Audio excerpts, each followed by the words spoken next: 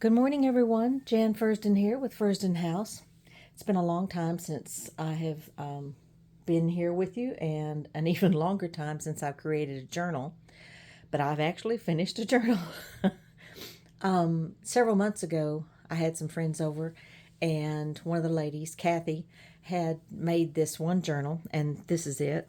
She made this, and I was like, oh my gosh, I really like that. And you can see she's got a lot of moss and things, and I really liked it. So I asked her if she'd sell it to me, and she said, no, let's do a trade. So I'm like, ooh, okay, all right. So we traded, and of course I've had mine from several months now, but I was like, what do I want to do for Kathie? Now, her specialty is children. She makes the most beautiful journals. She loves children and things. And it finally dawned on me something I had wanted to do for ages, and that is to make a journal using A Time to Keep by Tasha Tudor. So this is one of the copies that I have. It's a very old copy. And I love it. You can see I've been cutting up on it and everything. And I love this book because of the artwork in it. And I thought, ta-da, that's what I'm going to do for Kathie. So Kathie, I hope you like this. She hasn't seen this yet. I'll be taking it to her tomorrow. And but what I've done, it went from this very, very thin spine to a substantial spine. This is the one that I've made, just a little bit bigger. I'm hoping I can get it all in the space for you. Anyway, so this is the journal that I have created, and it is so large that it's kind of hard to, well, I think that's about as good as it's going to get. Anyway, so here we go. This is A Time to Keep, Tasha Tudor Book of Holidays. And I have a 2.5-inch spine here that I've just kind of decorated with buttons, obviously. There's the reverse. My goal was not, one, to include every single page of the book because the story is lovely. And so I didn't want to over decorate it. So hopefully I've achieved that goal of one and the other. There are 94 pages, 7 signatures, and it's 9 by 12. So let's go ahead and open it up. And you can see it is quite large. Maybe get me in the thing. So I'll point out what the few things that I have changed, but all of the pages are in order. It's just that I've added stuff to it. And that's another thing. I managed to learn how to add pages that aren't there in the first place. So that was interesting. This is just a little cutout from one of the other books. And I've added these two here. And I did a hidden spine on this one, which turned out pretty good, I think. I hope it did. So this is the first page. I've added a little bit here. And then adding these pages in. This is vintage wallpaper. And there you have the introduction page, I guess is what you call it. Put a little bit of a cluster here and did some stenciling here.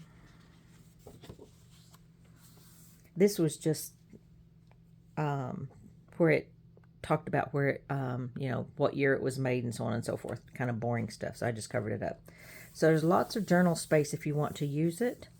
Kathie just said, do whatever I want to do and she'll love it. So I'm hoping that's going to hold true. This is an Edith Holden pocket that I created years ago. I've made several, and the nice thing about this is you don't have to undo the bow. You just pull it out. And there's some bits and pieces there.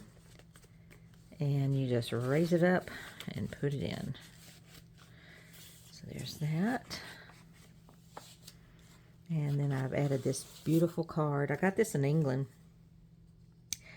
And I thought, oh, that's perfect. I love the colors with it and everything, so that worked really well. It's been so long since I've done a video on journals, it's crazy. I just kind of mimicked this ribbon over here with this one down here. Time is the image of eternity. So here is where the book actually starts, and I added a little heart here, and it's Granny, what was it like when Mummy was like me? And this is, you know, kind of going back in time, showing you what holidays were like. And I've got this little envelope up here, just a tiny little bit of paper in there. And I thought what would be neat is if Kathie might like to put her grand's name in there as well as her own. So I always had a very special relationship with my grandmother, and so it's kind of neat. So here we have January, and I'm not going to, you know, go into any detail, but it's month by month. I've just done some ribbon here and ribbon here, a little stamp here, and again the pages are all in order, so it'll be easy to read the storyline. Now I had great hopes of doing this to all of the pages. It did not work out. It's too thin, and it was tearing, and it was like, well, rats. So I couldn't do it. You can see there's little bits, and I thought, well, it's still pretty. I'm still going to use this, but I can't do it on all the others. So that was a plan that was kind of disappointing, but then I thought, well, I'll just do something else. It's an antique calling card. I love this page. Pink. 3 buttons here, 3 here. They're the same button, actually. They're just turned upside down. So you get a completely different look. And that's for February, of course. Valentine's. And there we have this one. And making Washington's birthday, we had Washington pie. It looked like a Victoria sponge to me. A little bit of fabric there and some tatting up here. And then that's a little button that has hockey sticks on it. At least I think they're hockey sticks. And so I thought, well, snow, fine. Let's put it in there because I wanted to use it.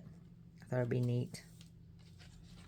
You can see I've added pages. And I added some pages with a combination of washi tape and cloth tape. So I put the cloth tape on first for stability. And then I put washi tape over it to look pretty. And it worked really well. Just a little thing there. I'm not even sure what you would call it. Have a cluster up here. And I thought this washi tape went really well. And we have lace here. This is a pocket if you want to put anything in there. We have the bee. And then journal space here if you'd like. These are vintage plastic buttons. They're not glass. They're vintage though. And I love them. I love whenever I can find them, I grab them. There's one there as well. And here we're talking April. Well, I guess where's March? Did I miss March? Where's March? What happened to March? There's March. So in April, we're talking Easter, and I thought I wanted something blue here, and I just did small buttons, little children's buttons that I've saved over the years, and sort of mimicking Easter eggs. That was my thought at any rate. And we have another cluster here. I love these clusters. I can make them all day long. I have so much fun with them. An Easter tree. Now, we first did our Easter tree back in the 1980s. Excuse me, 82, 83 in Germany, because that's where I believe the custom originated. And I was just, oh my gosh, you know me and Christmas trees. Well, I have an Easter tree. And I was just so tickled with this, and I thought, yep. And what the Germans would do, the pussy willow branches would be out, and they would just take the branches and put them in a vase, and then you would hang little, small little ornaments on, like bits of candy and things like that. And it was just so charming. And so there you have it. Excuse me. I've got a frog in my throat. Just put in a little bit of flour to mimic the color. Sweet. I love how this page turned out. This is a piece that I've had for ages, and I backed it with a very, very pale cardstock. And it was very difficult to find cardstock that was that pale. It was all bright colors and stuff, so I got fortunate and found some. And this is a vintage crocheted, what do you call them, pansies? Or is it a violet? Well, anyway, it's a flower, and this is for May. I want to say the Johnny jump ups there like that. Maybe it is pansies. Anyway, I just thought it was sweet. Now this next page I had fun with. So you have the maypole. And so I made a maypole. We danced around a maypole. And I mimicked the colors. Now all of these come out like so. But I thought I was going to keep them loose. But the problem with keeping them loose is that they're everywhere. So I thought, no, I'm not going to keep them loose. You can still right here if you want. And if you want them loose, just pull them out, pop them in. You just literally put them under there. But I thought, oh, that's so cute. I had fun making this one. As I said, I've been wanting to make one like this for ages and kept telling myself, I'm going to do it, I'm going to do it. And so I finally did. And there we have, this is a vintage pocket. That's 2 envelopes, which I'll explain later. I'm just going to hide them. Vintage pocket. That's a coaster. The little cocktail napkins from the 50s and 60s, that's what that is. And I just love the color. I have a few more. And then this is a handmade card that I purchased. And this is the Botanical Gardens in Huntsville, which is Huntsville and Madison. You don't know when you're out of one and in another, but that's, I love the color and I thought it went well. And this is something that I've created. They're dandelion puffs. And I think it turned out pretty good.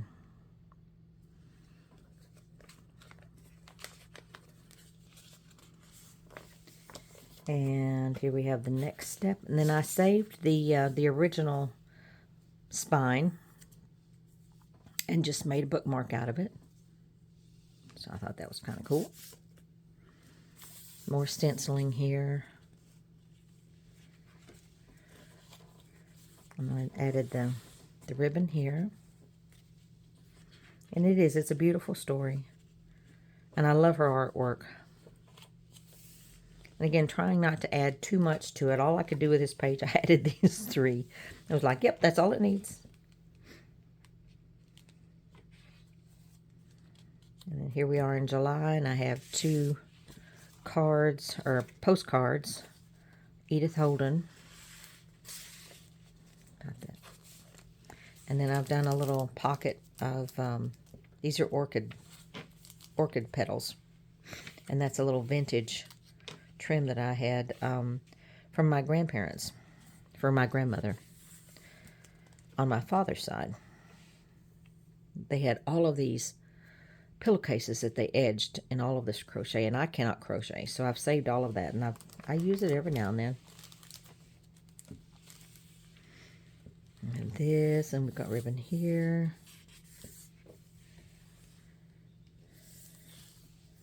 Cluster there. I had fun with this page. It's just die cuts at little tiny drops of glue, very tiny drops of glue. You may be able to hear my cat trying to get in. No, Popcorn, you cannot come in. You make too much noise. So this is August. And this is from it was cut out from a box of chocolates. And I've trimmed it up even more so. But it was in a scrapbook that I purchased several years ago for next to nothing, and it was like around 1910 and 1910, 1920, and this was in it. It was larger and it had advertisements and stuff, but I thought that was so pretty, so I just kind of fussy cut around there.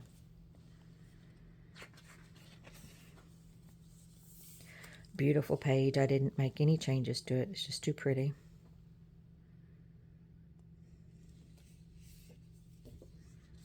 September and all the different animals. So I thought, okay, I had these little tiny cards, or little squares, if you will. And this came on, it was on the back of a packet of cards that were larger, and like each one of these. And I thought, well, I'm just going to cut those out because I like them. They're small and I can fit them on the page. So that turned out rather neat. Another yummy cluster.